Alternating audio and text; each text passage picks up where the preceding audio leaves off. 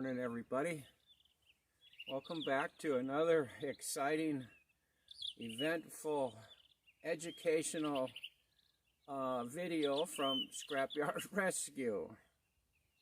Probably not. This is going to be a nightmare, I think.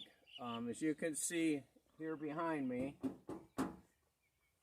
we've got a 2006 BLAZER.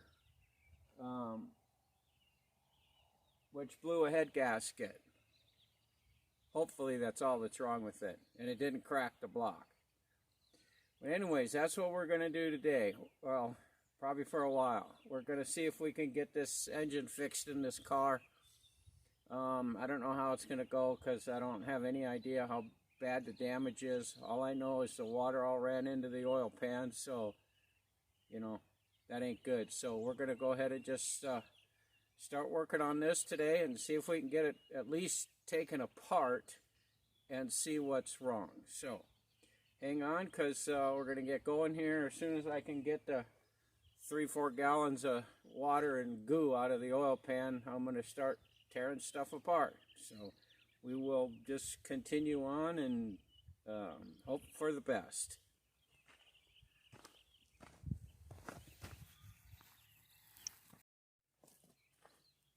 Okay, guys, we kind of got this started a little bit here.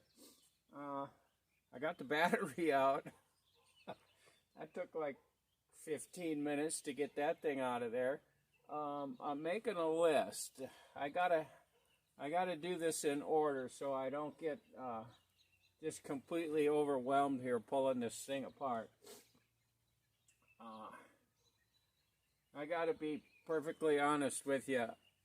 I hate working on new cars. I just really hate it. I'm not looking forward to this at all.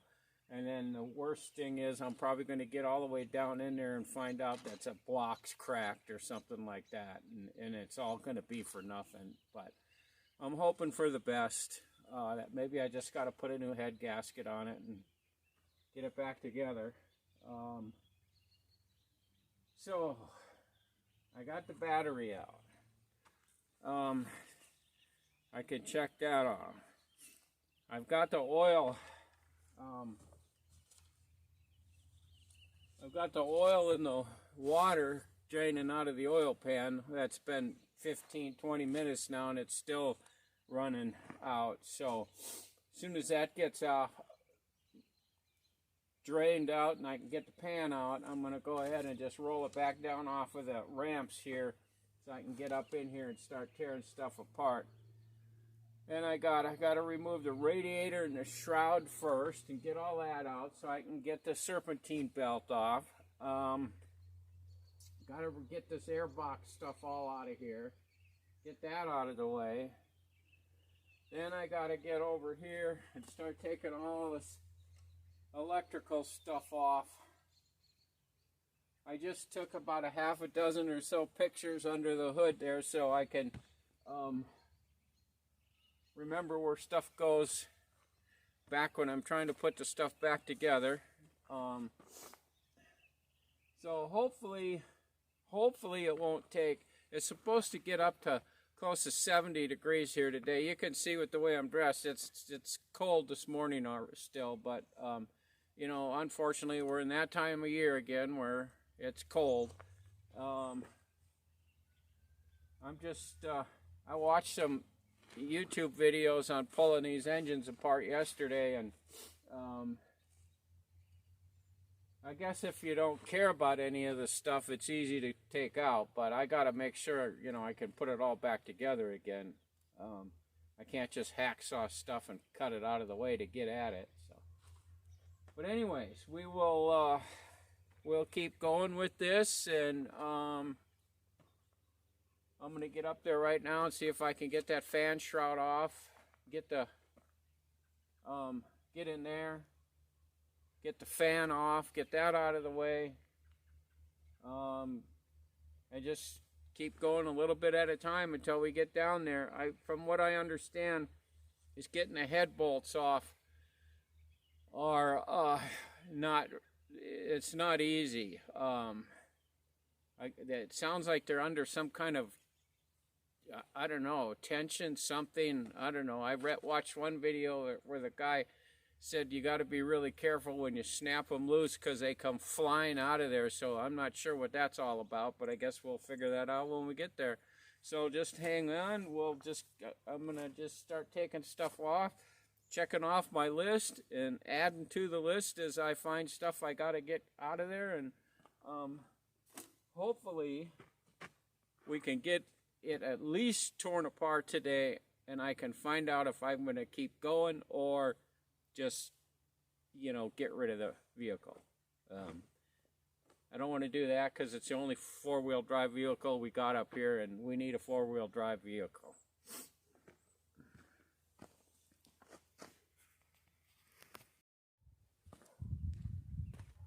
Oh.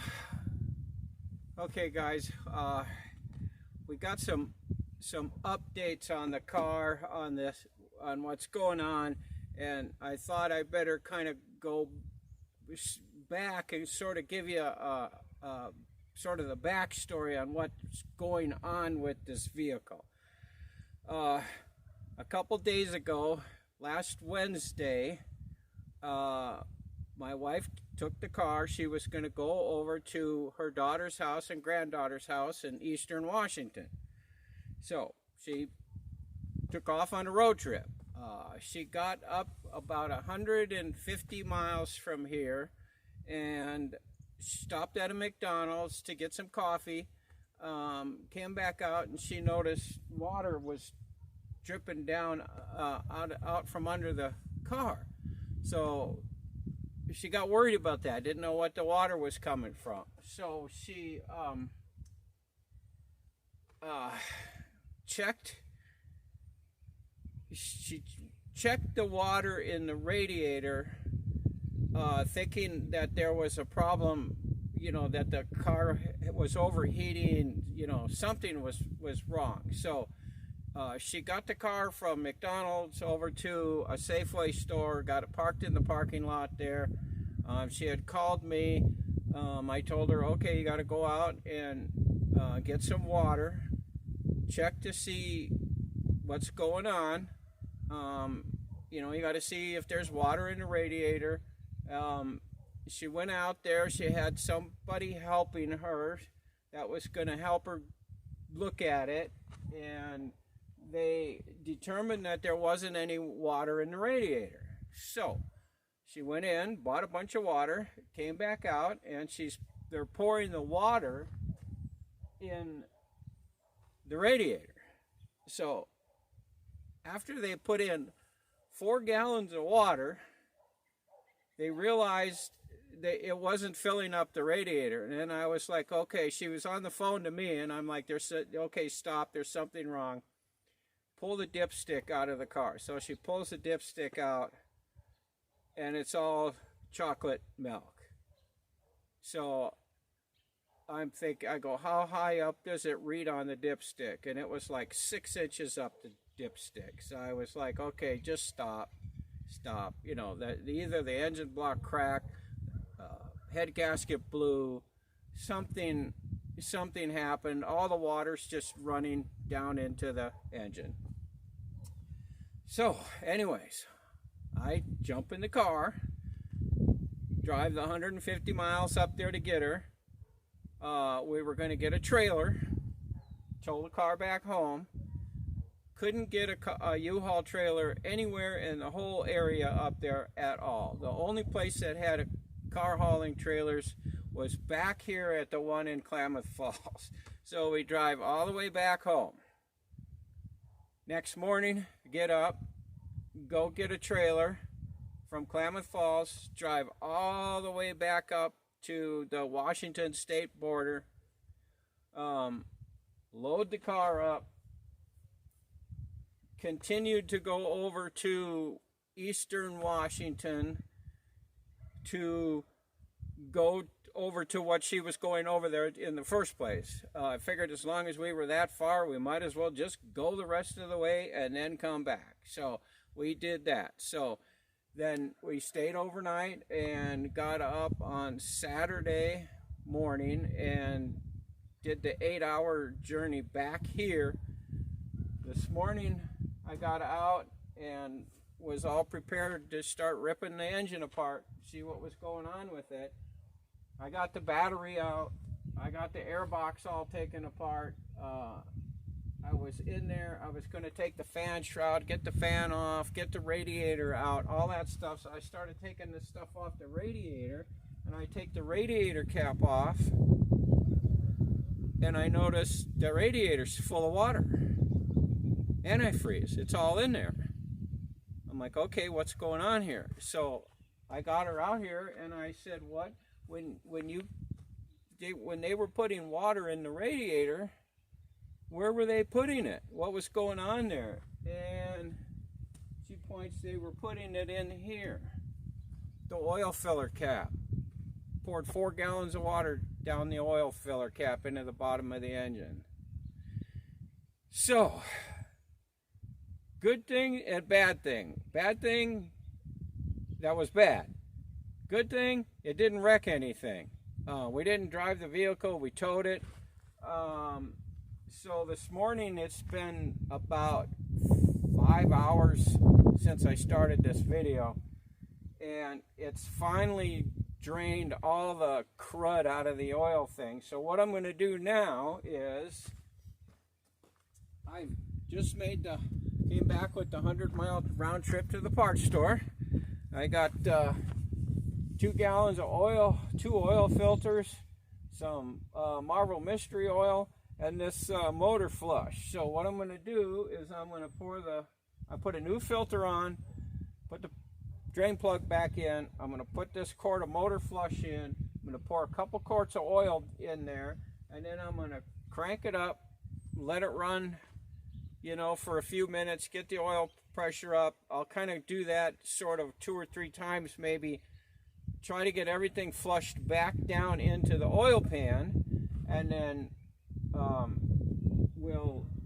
I'll drain it all out again, and then go ahead and put a new filter on and new oil, and put in the Marvel Mystery Oil stuff, and I think that should do it. Should be good to go. So I'm going to go ahead and just do that, and I'll get back to you here in a bit, and when we, you know, get that all taken care of.